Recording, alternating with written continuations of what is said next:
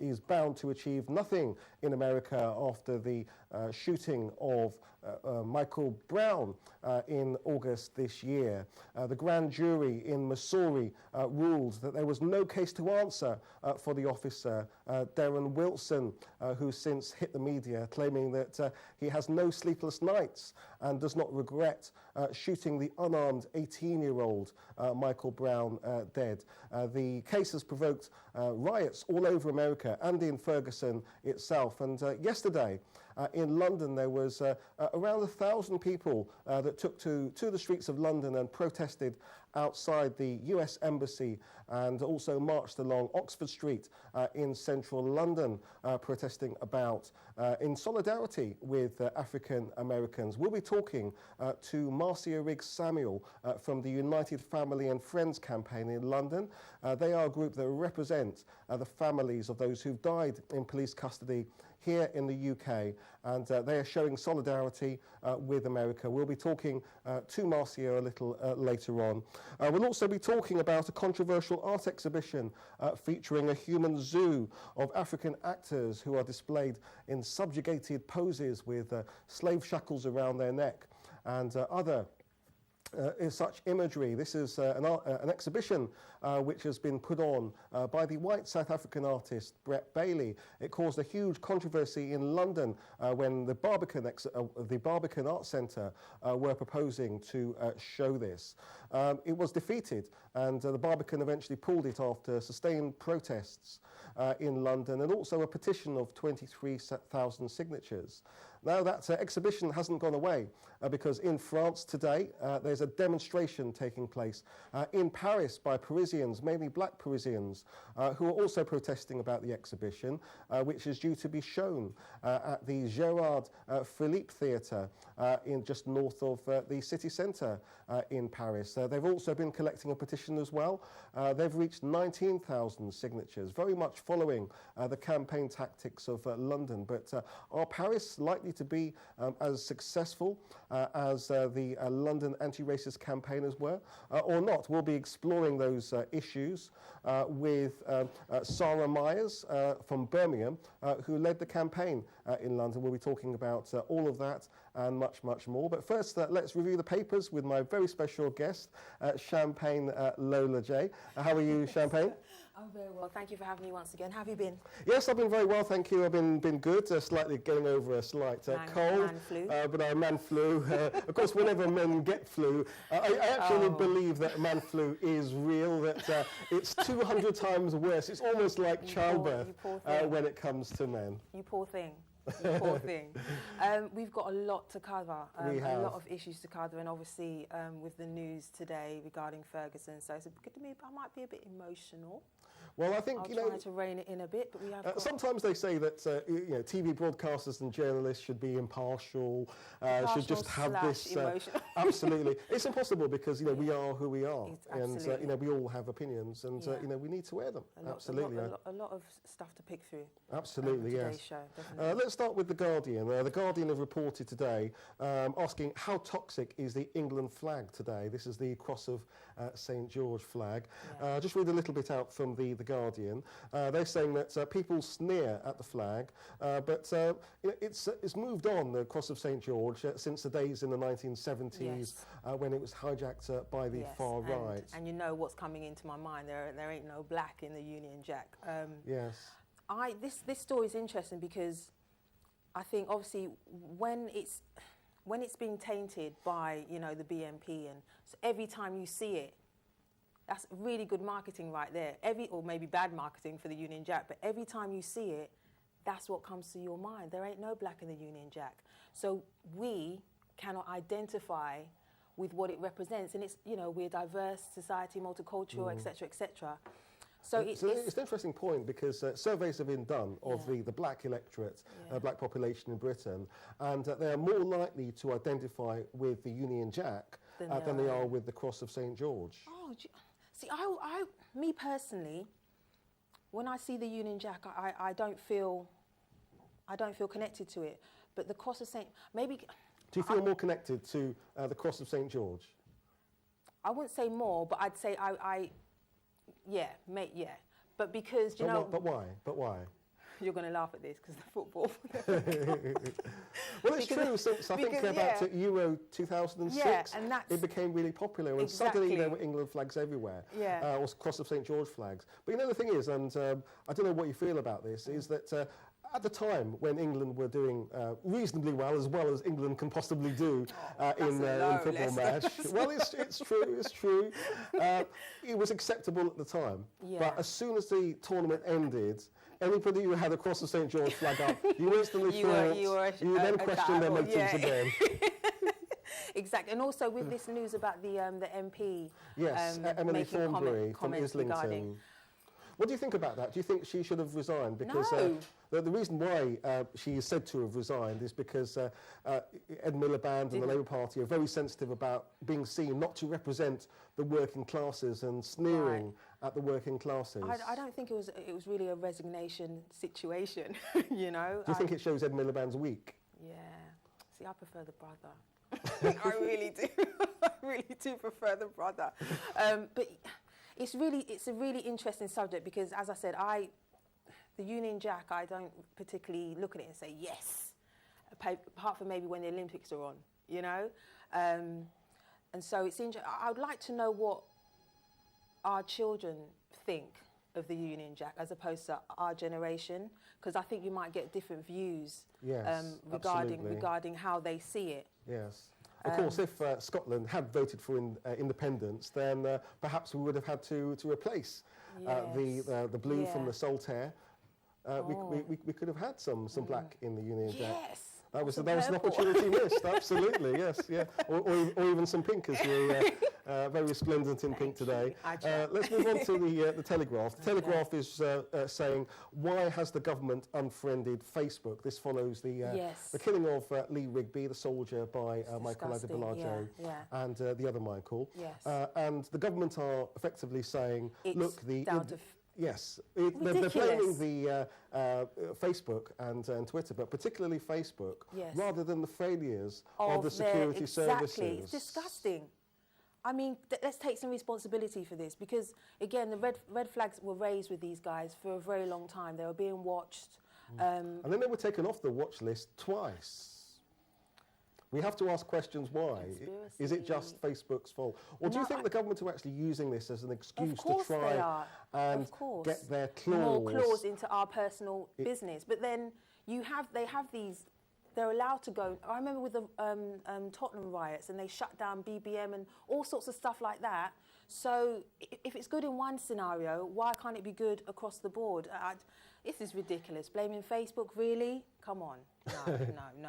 They've got to really take responsibility for this because, and I think this also maybe feeds in a little into some of the people that are going to Syria to fight, etc., etc. Well, why do you let them back in the country? If that's what they like to do, let them stay there. Why would you let them back into the country? So they've got to take full responsibility. Of course, there's another side to that debate as well, which is that when we had the latest issue in Gaza, some people were actually saying that the number of people of Jewish descent that actually went over to fight with the Israeli army, possibly killing Gazan citizens, were then, they had no problem in getting back into the country. So why is there a different set of rules from Islamic extremists as opposed to people who are actually going over to a foreign country, to a different conflict, taking lives and then coming back to Britain? Yes, and again, in the Metro today, they were talking about some of the jihadists going over. But then on the next page, it was about the military, the ex-army. So why is it different for them? Why are they jihadists, but these guys are ex-patriot or, ex-soldiers? Yeah. If you've got a view about that, you can actually call us on 0808-0693. Another story from the Telegraph. This is from France. We'll be talking about France a little later on, but this is about Nicolas Sarkozy, who, of course, lost the presidency a little while ago, and it looks like he wants to take it back. So it looks like what a better way. It looks like he might run for president again, seeing whether he can sort of reclaim his former throne. But this controversy in the Telegraph paragraph is about Nicolas Sarkozy, who was said to have sparked a race row after asserting that one of his ministers, the Justice Minister that he appointed, Rashada Dati, she was appointed because it made sense, quote, to talk about criminal justice policies. So people are actually saying in France, hang on a second, why is it that somebody who happens to be of African descent, how does that make them automatically qualified to talk about criminal justice issues? Taking it to another level. I'm reading this story and I'm like, are you kidding me? I don't know what to say. I can't believe that someone... Well, you're not the first person who says he doesn't, they don't know what to say. There's someone who is called Dominic Sopo, who's president of SOS Racism, which is the anti-racist campaign, says, I don't know whether to laugh or cry. Exactly. These remarks are made by a former French president whose words carry weight. He is playing with prejudices and visibly he totally assumes them. Yeah, But absolutely. he's hit back and he sent a tweet later saying, I'm not racist, I made Rashada Dati Justice Minister, which doesn't really get the point at all. Yeah, and I'd like to know what she thinks about, it, because surely she can't be happy with that. Surely, well... Well, it depends whether there's a job waiting for her. Yes, whatever she thinks, we might have to wait until she's retired from politics. It really just goes to show the people in power, what they really think. Indeed, yes, yeah. It's quite frightening. We're just coming to the end of this segment almost, but let's pick up the Daily Mirror that's looking at Dave Whelan, who is the chairman of Wigan Athletic Football Club. He was in hot water recently after making alleged racist comments when he referred to Chinese people as chinks and insisted that Jewish people love money. Now, he is now up on a Football Association charge, and he's threatened to resign his post as chairman and walk away from the club if they don't threaten, just find him. get your little legs and go about your business. And I honestly feel the FA, again, I don't think they would have just swept this under the carpet if people didn't make a stink about it. And there's the whole Kick It Out campaign, and absolutely. The FA, there's so many things that they allow to happen, and unless you make a fuss about it, they're just happy to sweep it under the carpet. And I honestly think, no, don't wait to resign. Leave. Yes. The story today is that he submitted a 2-page document defending his positions, and he's saying that he's given the Football Association until 6 p.m. to respond. Otherwise, he might actually fall on his sword. So well, let's hope he does fall wait on and that see sword, because there's no room for people like that with those sort of views. In this day and age, obviously, people will still hold them. But again, we're in the 21st century. We are trying to bring people together, especially through football. And, football Yeah, but why does every race row tend to revolve around people kicking a football? That's what I want to know. We've got these, we've got serious issues in society. We've got statistics about disproportionate black unemployment when it comes to health, service provision for housing, all sorts of issues which are not going away, criminal justice issues, stop and search. But yet what really makes headlines is when somebody is racist in front of a football. I think it's the common denominator of football is bringing people together. The lads, it's all about the boys and family. Yes. So I think when this does happen within football, I don't know, because it's the people that actually attend the games, not football itself. So maybe it just strikes the heart of, it's a family thing. It's British. So maybe that's why. But I haven't heard racism at a football ground, I have to say, for a very long time. I've seen some. I mean, I don't attend football matches, but and now again with the age of social media, if there's any sort of monkey chanting, everyone knows about it. It's not prevalent within Eastern Europe and within the Caucasus and the Balkans. It's still Italy. Very much there. In fact, 2 Moscow clubs have recently had fans banned from their grounds, including CSK Moscow, because of racist chanting. So it looks like certainly UEFA, the Football Association for Europe, is getting a little bit tougher after a long criticism about these tiny fines that really Trump's just brushed off like a bit of dust from their shoulder. Yeah. But we'll see anyway. Yes. Just quickly squeeze one more in before we go to the break. In The Guardian, Suzanne Moore, who's a columnist, that says, it is a fantasy to see the working class as an intolerant blob. That's the headline there. She says that the pursuit of working class votes reduces very different individuals to a homogenous group of retro-inspired caricatures. What she's essentially, I think, saying is that we've had a lot of debate. This relates to the previous talk about St George flag. Yes. And the tweeting by Emily Thornberry, the Labour MP, of that photograph of that house with the Cross of St George flags. And that sparked a bit of a debate, I think, within political circles about whether the working class are being missed out of politics and that we don't have enough working class people becoming MPs. I don't know whether you see yourself as working class or not. That's a good question. Well, I guess so. I don't, you know, I don't really put myself in those sort of boxes or squares or whatever. Yes. Do I vote? Yes, sometimes. Does class or background affect the way you vote? No.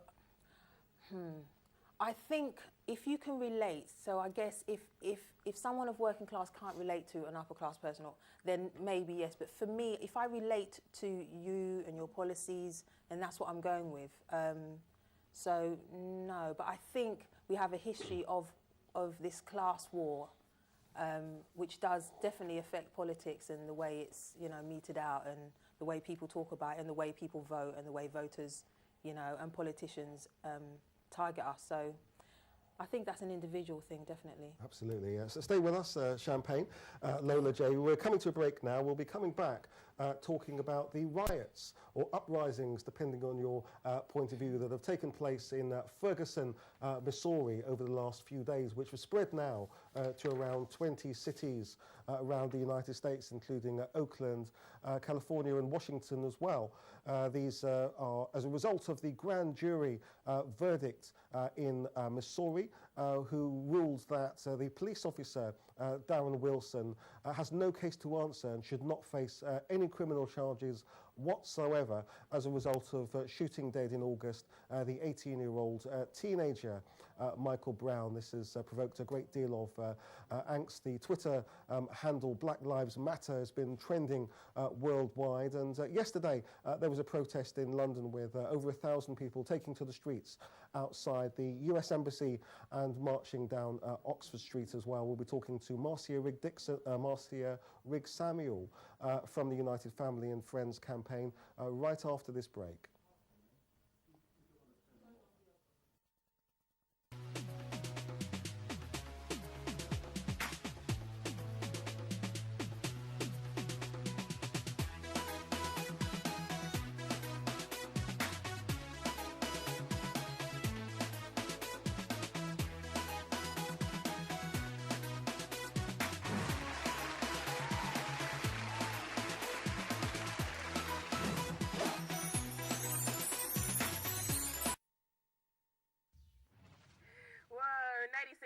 Cool FM. That was Check and Balance by my homeboy Burner Boy, produced by Spells. Big shout outs to these guys doing amazing stuff. It is still the cool station. My name is Kayla, also known as the sexy superhero. How y'all doing? Hope you're having a great time on the show. Talking about resolve, talking about fun. People have been tweeting, asking me, Kayla, what's happening this December? What's going on?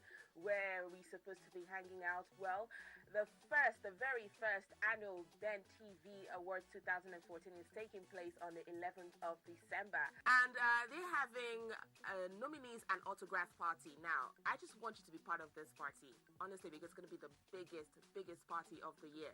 Now, to be part of the party, all you need to do is follow Ben TV on Instagram, okay? And on Twitter, it's at BenTV_awards. And you can also like their Facebook page, which is Bet TV Awards. Okay, so simple. Now, the next step you need to do is just send us a short statement why you want to be at the party. You can say, I want to hang out with Burner Boy. I want to hang out with Kayla. I want to hang out with all the superstars. And then the final thing is just try to make yourself look super hot like the sexy superhero. Just get your nice outfit and come party. That's all you need to do to be part of the biggest party of the year. It's the nominees and autograph party, the Ben TV Awards 2014. Ben TV Awards, Bridging the Gap.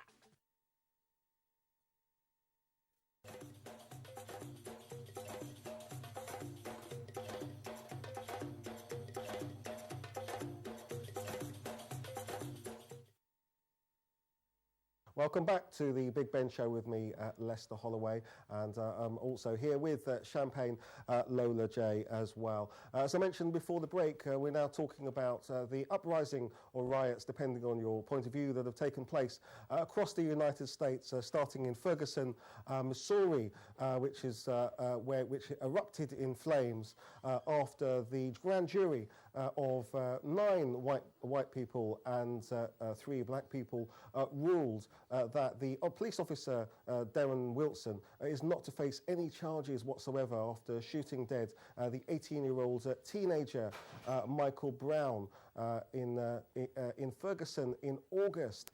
This has provoked a great deal of anger. As I mentioned before the break, the hashtag Black Lives Matter has been trending worldwide, and there's been a condemnation throughout the world of the American justice system, which has ruled that the police officer is completely free to go about his business, although there is a possibility that a civil action could be brought, or indeed the grand jury verdict could be challenged itself. There was a protest in London yesterday. Over 1,000 people took to the streets outside the US Embassy, and also marched down Oxford Street as well. And I'm joined by one of those protesters, Marcia Rigg-Samuel. Welcome to the show. You're head of the United Family and Friends campaign, which represents the families of those who've died in police custody in the UK, and you were there outside the US Embassy yesterday. What was it like? It was phenomenal. In fact, I was really surprised at the amount of people that was there. It was about over 1,000 people, young people, and mixed, black, white, Indian. Everybody was there to support the people in Ferguson and the family and the issues of police brutality and deaths in custody. Mm. And before we talk about the Michael Brown shooting itself, let's discuss black deaths in custody in the UK. Over 100 black people have been recorded as dying in police custody since 1970, and around 1,000 or more. I'm sure you've got more accurate figures than I have in the institutions of the mental health institutions, and indeed the police, the prison service as well. This doesn't seem to, despite the numbers, have really attracted a great deal of attention. I mean, there's certainly been some media coverage, but very little attention in the highest echelons of power. Well, why do you think that is? Well, first of all, there have been over 3,000 odd deaths in police custody, prisons, psychiatric units, and immigration. And these are controversial deaths, and these are the deaths that names that we're aware of. And I've given you a list of some of the names of the people that we know. Yes, I've got this list here. I don't know if we can get this on camera here. This is a huge long list of over 3,000 individuals who've died in custody since 1969. Yeah. So what is actually needed when there's a death in state custody?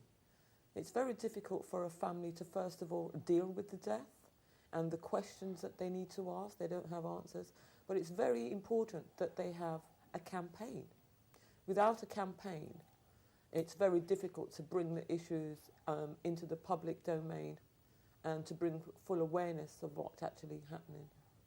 Absolutely. And Champagne, I know that you've been following a lot of these campaigns over many years. What's your view? That we had a debate a few months ago in Parliament about deaths in custody, and very few MPs turned up. Surprise, surprise. Firstly, I'd like to say, this woman here, I love her so much, and people have no idea about how much she's worked and how much she campaigns over the years. And if you don't know about Marcia, please Google her, do what you need to do. Everyone needs to know about the campaign that she's been fighting. Which is the Sean Rigg campaign. Sean Rigg was your brother, and he died in Brixton after being arrested by police in 2008. Just tell us a little bit about, well, first of all about Sean and what happened to him. Well, Sean was one of my younger brothers who I adored dearly. He was a talented musician and a beautiful, handsome young man. Unfortunately, in the 80s, he was arrested by police officers, and he was basically put into the mental health system. A lot of young black men, I believe, in this country, on the basis of the SOS law in those days, were arrested and put into the mental health system via the police. And that is a revolving door system. Sean was diagnosed with schizophrenia in the late 80s and had this illness for a period of about 20 years. And there was a pattern where people with these sorts of mental illnesses do not take their medication. And when they don't take their medication, there's a crisis and a psychotic episode, which Sean was having on the 21st of August 2008. There were erratic 999 calls made to the police by the hostel staff, and there wasn't a bed available at the NHS, which is another problem, trying to find beds. And the police refused to attend. After a period of about 3 hours, Sean went onto the street, and he was a danger to himself and to the public because he was actively psychotic and extremely unwell, and he was a vulnerable person. The police attended and arrested him, and he was restrained in the prone position, which is face down. The face is put down and handcuffs at the rear. The jury at this inquest 4 years later found that he had been restrained for a period of 8 minutes. He was then put in the back of a police vehicle, where the police officers claimed that he was lying in the footwell of the police vehicle between the two seats on the floor with his handcuffs behind his back and his legs in the air, spinning 300 degrees, which has been found that was actually impossible to do. He was then driven at speed to Brixton Police Station, where he was kept in the back of the van in the yard for a period of 11 minutes. This was effectively a cage that the Brixton police have at the back of their offices. Yes, well, he was actually in a cage in the police vehicle as well, and then he was removed after a period of about 11 minutes, heavily assisted by police officers, to a caged area, which is basically a holding cell, but it's a cage. And it is at the back of the door, the entrance to the custody suite. This bit is caught on CCTV, where Sean is evidently unwell. He's on the floor, and the officers claimed that he just wanted to sleep and said that he was perfectly well. And it's very concerning the next few minutes that you see happen on the CCTV, where the officers pick Sean up, and he's clearly in and out of consciousness. And subsequently dies shortly after that. And the inquest itself, which you mentioned, gave a narrative verdict, which effectively I think was read by most people as an unlawful killing. But you're still waiting for police to face justice, although I understand that there are some moves to at least take action against the police for potentially lying to the inquest itself. Yes, well, I won't go into too much detail now, but you can go on our website, SeanRigg-JusticeAndChange.com. You can find out a little bit more details of what happened after the inquest, where there was a very damaging narrative verdict, which was in stark contrast to the IPCC's investigation. That triggered a review by Dr. Sylvia Casali, the first of its kind, which looked at the original investigation into Sean Rigg's death. And there was evidence to show that the original investigation was fundamentally flawed. There then ensued another review by the IPCC, which is now a criminal investigation. Absolutely. Which is ongoing. Just going back to the protests in London yesterday that you were part of, actually I saw pictures of you there as well, so I know you were there. Do you think that the linking and the solidarity within the diaspora between Black Britons and African Americans, will that make any difference? Absolutely. We really do need to unify ourselves worldwide by using the social media, because this situation affects the poor people, particularly the black community, who suffers the most, and the issues of what is actually happening on the streets, where officers are murdering our loved ones and they are acting with impunity. There has never been any accountability, certainly not in this country, for any of these controversial deaths.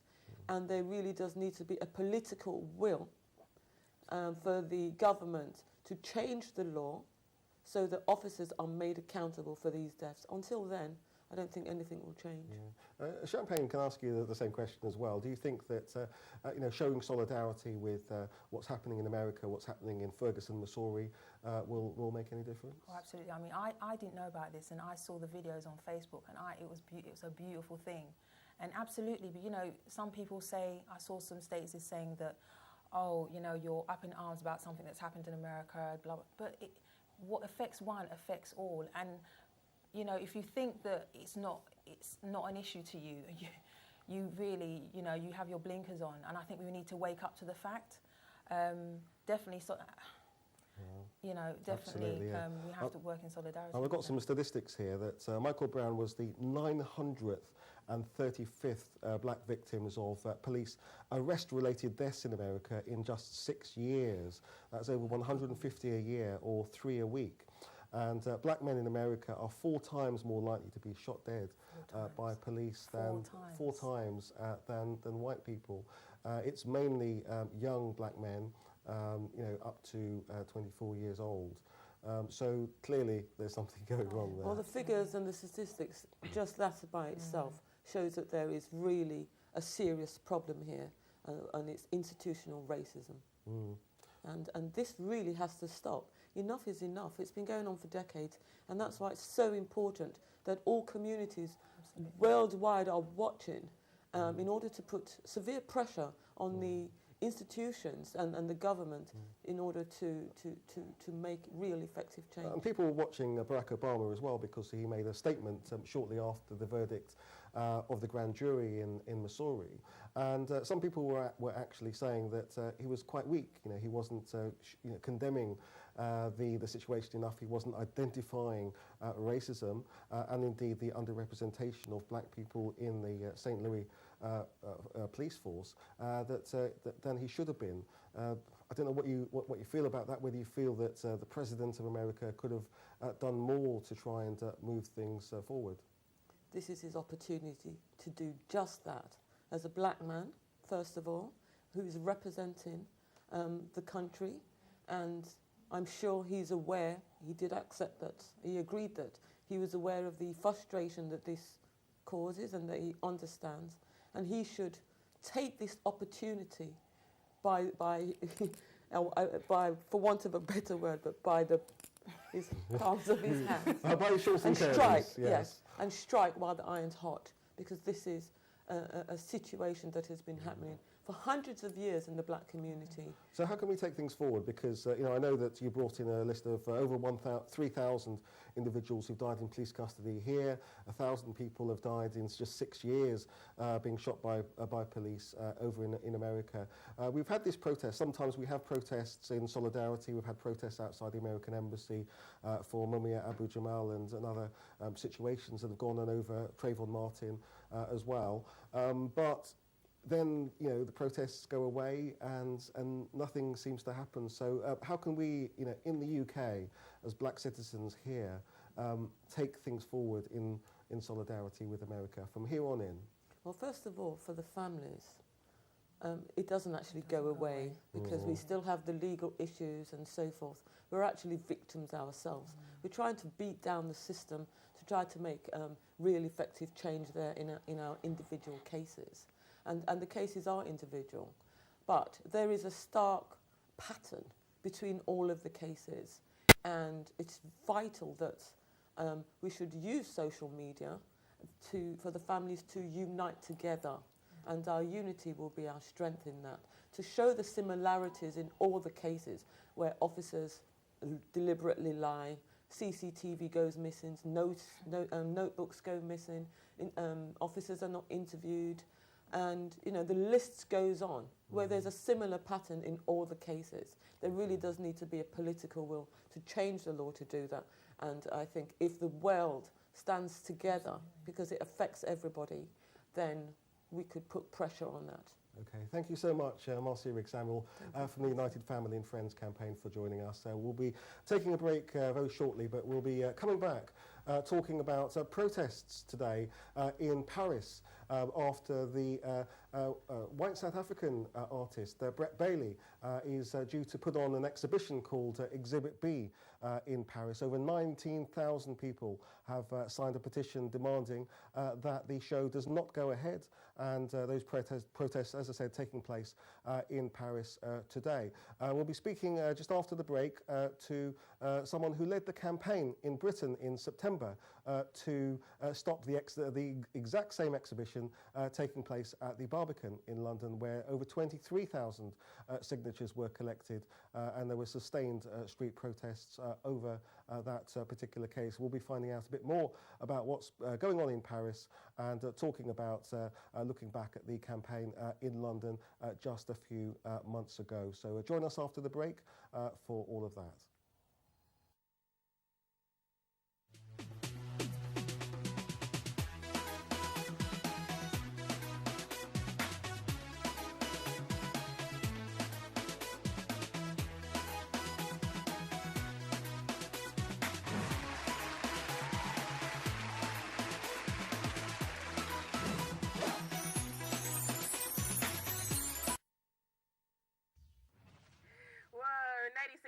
Cool FM. That was Check and Balance by my homeboy Burner Boy, produced by Spells. Big shout outs to these guys doing amazing stuff. It is still the cool station. My name is Kayla, also known as the sexy superhero. How y'all doing? Hope you're having a great time on the show. Talking about resolve, talking about fun. People have been tweeting, asking me, Kayla, what's happening this December? What's going on? Where are we supposed to be hanging out? Well, the very first annual Ben TV Awards 2014 is taking place on the 11th of December. And they're having nominees and autograph party. Now, I just want you to be part of this party, honestly, because it's going to be the biggest party of the year. Now, to be part of the party, all you need to do is follow Ben TV on Instagram, okay? And on Twitter, it's at BenTV_awards. And you can also like their Facebook page, which is Ben TV Awards. Okay, so simple. Now, the next step you need to do is just send us a short statement why you want to be at the party. You can say, I want to hang out with Burner Boy. I want to hang out with Kayla. I want to hang out with all the superstars. And then the final thing is just try to make yourself look super hot like the sexy superhero. Just get your nice outfit and come party. That's all you need to do to be part of the biggest party of the year. It's the nominees and autograph party, the Ben TV Awards 2014. Ben TV Awards, bridging the gap.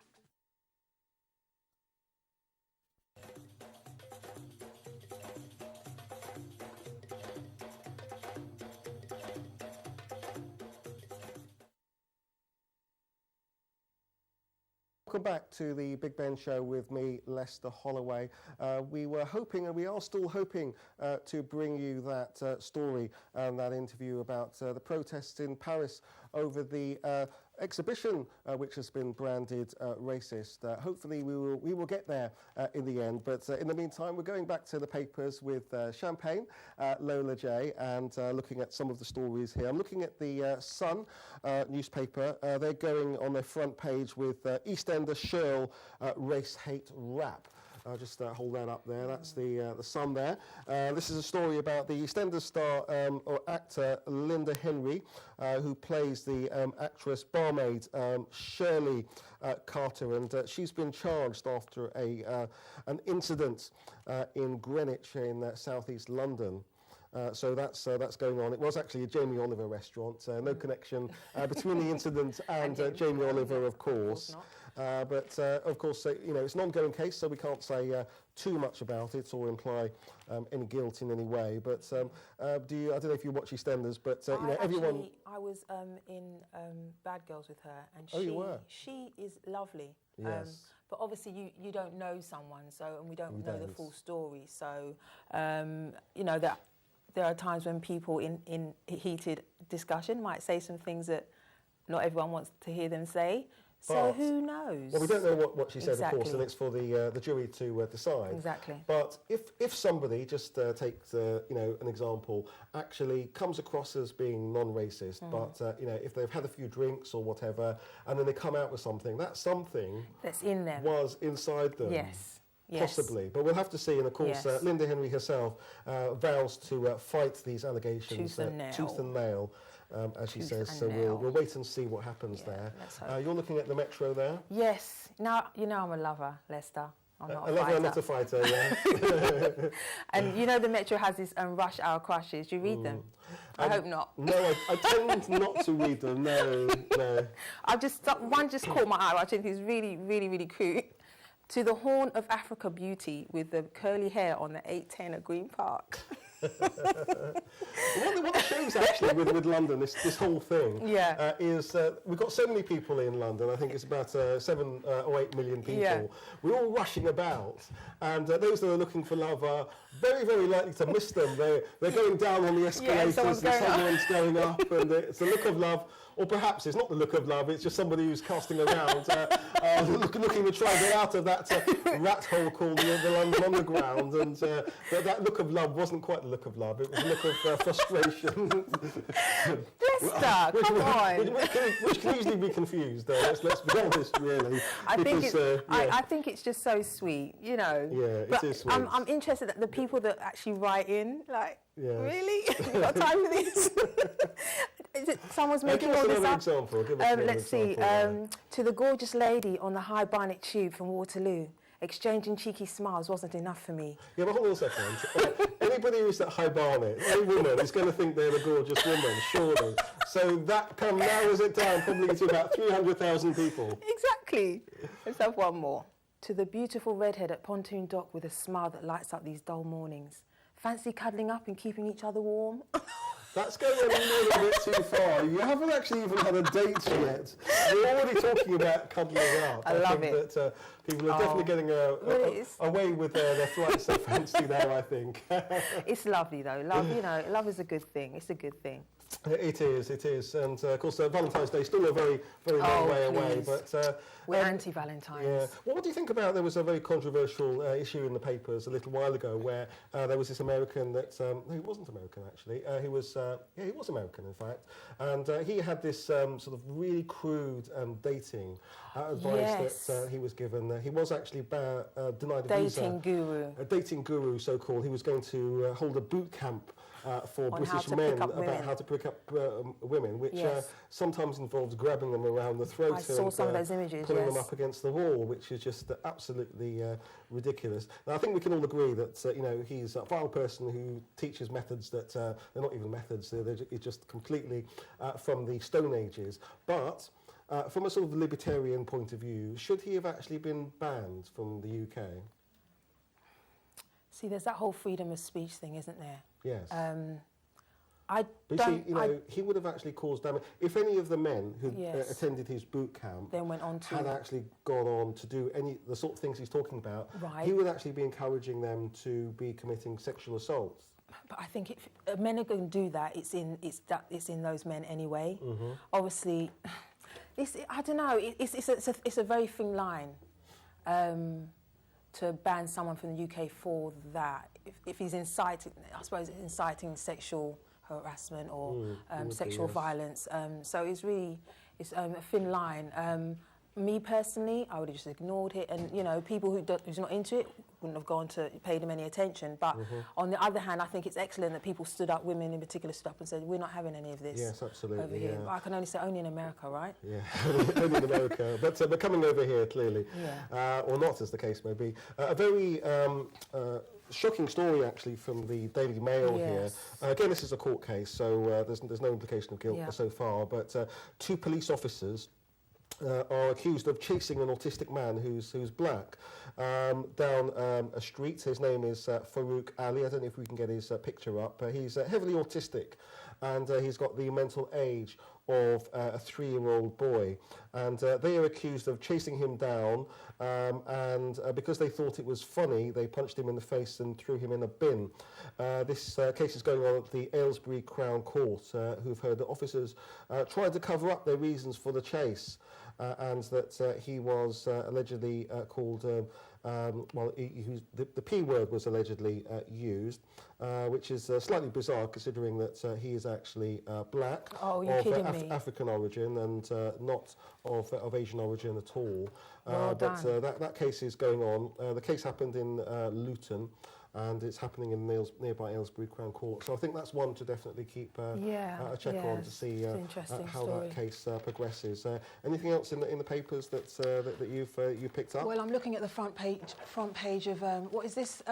That's the Eye newspaper. Do you know that I've never even laid my eyes on this Eye? It's so the front page, only 30p. Bad news on immigration buried by Theresa May. You know, immigration, it's really this. But don't these stories themselves, that in itself actually continue to push up immigration? Yes. Very few people, if they think about it, are really affected You're right. by immigration. Yet it's the number one issue in the opinion polls, and there's no doubt with UKIP being sort of on the rise that it will actually be the number one issue at the general election. Yeah, I mean. So what have you got to say about it? Or what is the story saying itself? Home Office accused of blocking reports that are critical of policy, and Watchdog warns that independent role is being compromised. I mean, I just think that when the population are constantly being bombarded with it's immigration, it's the immigrants. It's a drip effect, isn't it? Yes, absolutely. And so it affects the way we see things and definitely the way we vote. Because I couldn't tell you what one of UKIP's policies are, apart from them keep going on about immigration. And also let's say, devil's advocate, they get rid of the immigrants, then what's going to happen? Who has to go next? That's a question I want to know. Who's going to go after them? Well, it's still saying about first they came for the Jews and stayed silent, and then they came for black people. Who's next? And so on and so forth. Absolutely, this is a good story, Lester. This is a story in the Sun newspaper, which is remembering Muhammad Ali, who's still bravely fighting Parkinson's disease, and there's a new tribute which is being paid to him by his daughter. He's definitely the greatest. So he is definitely the greatest, and a great political activist as well. Yes. The sort of things that he talked about and said. He was a one of a kind, in many ways. There'll be no one ever like him. In many ways, you could actually put him right up there with Martin Luther King. Absolutely, absolutely. Even though he spent most of his time training. Yeah, there's my friend was telling me about the trailer to his movie that's coming out. Yes, that's right. Yes, talking about the rumble in the jungle in Kinshasa. So I actually can't wait to see that when that comes out. That should be a fantastic movie. And of course, I think it opened up, Black America's eyes to Africa itself. Yes. That, I think there's something about African Americans that sometimes a bit insular themselves as well. Yeah. Although obviously you've got more conscious people who do very much look to Africa. Which is the irony that they're called African Americans. But sometimes Africa kind of sort of stops outside of American boundaries. Exactly. Whoa. This is a good one in Daily Mail here. Daily Mirror, sorry. Daily Mirror. 2 million obese. Daily Mirror, 2 million obese Brits to get gastric ops on NHS. Yes. Now the argument here, I think, is that by by actually operating on all of these overweight people, or sort of generously upholstered people, whatever you want to call them. I like that, you actually alter their metabolism, and that they will automatically eat less. Okay. And it will ultimately save the NHS millions of pounds in all the fee. Will it save them £12 billion? Will it? Well, I don't know how much. Because they're saying taxpayer could. I mean, maybe this is scaremongering, but taxpayer could fork out $12 billion in battle over weight crisis. But how much will it save? I mean, it's a cost. But if you're going to eat, isn't it? devil's advocate here, if you're going to eat until you get to that size. Some people, though, have metabolisms that automatically predispose them to. There's loads of gyms in the country, isn't there? And they're very expensive as well. Champagne, £50 a month for a gym. Come on. No, well, go for a walk. In the freezing cold. This is a cold country, don't you know? This is not a country where, absolutely, yeah. So let's do one more story before we go to the next break.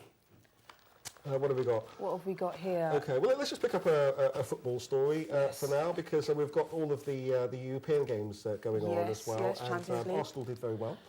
Did they for once? Night, for once, See, yes. Arsenal are my sort of reserve football. I'm a supporter. Okay. If it's not, Liverpool's my number one. You'll never walk alone. Liverpool drew 2-2. And they've got a little bit of a battle on their hands now. Thank you, Lester. So we're talking about Arsenal.